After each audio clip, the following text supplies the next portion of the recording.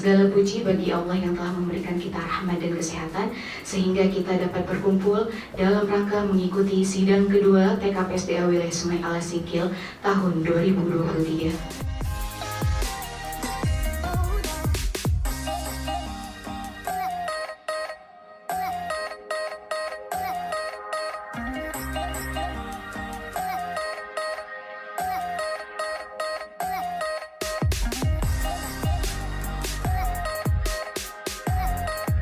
Dan bersama-sama untuk berpikir di proses sidang kedua ini bagaimana agar kita bisa memaksimalkan fungsi wilayah Sungai Alas dan Singkil ini secara maksimal untuk kemakmuran masyarakat kita, baik Aceh maupun Sumatera Utara.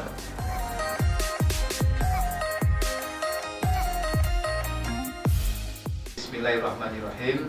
Acara sidang kedua TKPSDA Wilayah Sungai Alas Singkil periode 1 tahun 2023 dengan resmi dinyatakan dibuka.